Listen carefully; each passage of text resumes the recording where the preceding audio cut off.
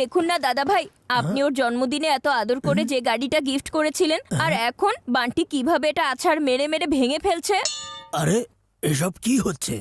আমি ওকে অনেক বুঝিয়েছি, যদি গাড়ি পছন্দ না হয় তাহলে খেলো না, কিন্তু সেটাকে এভাবে ভেঙো না। কিন্তু এই বান্টি কি কখনো আমার কথা শোনে নাকি? এবার আপনি দেখুন না।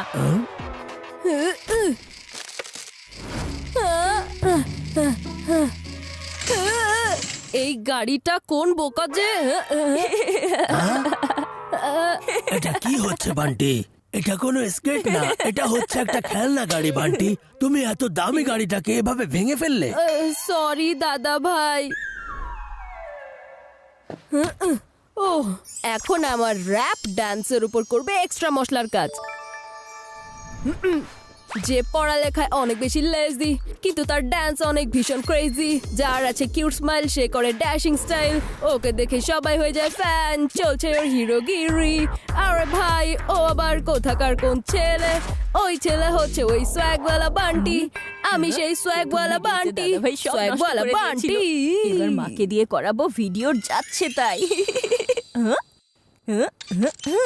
শোনো ইঁদুর মহাশয়, এবার তুমি কাজ শুরু করো।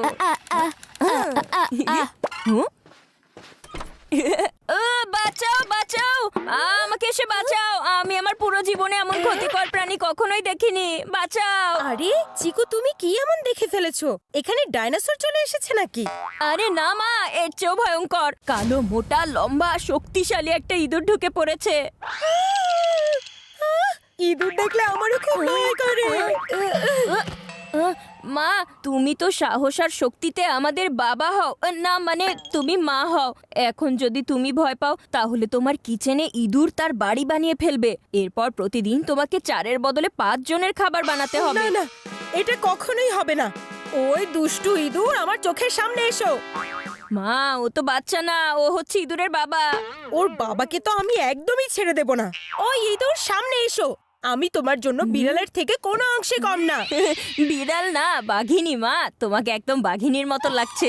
ওই যে দেখো, বান্টি যেভাবে ডান্স করছে, সেখানে ওই ইঁদুরটাও কোমর দোলাচ্ছে। মা, এই যে ঝাড়ু নাও আর অ্যাটাক করো। আমি হলাম বান্টি, এই দেখো। ওহো, এখন আবার কে চলে এসেছে?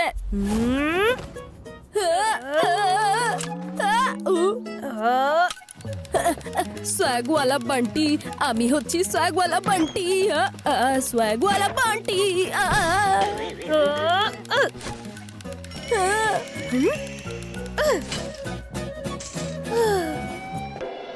আরে মা, এই যে দেখো, ও তো আমাদেরকে শুধু শুধু ভয় পাইয়ে দিয়েছে। এটা তো একটা খেলনা ইঁদুর। খেলনা? এটা কার খেলনা? এটা বান্টির, আর কার হবে?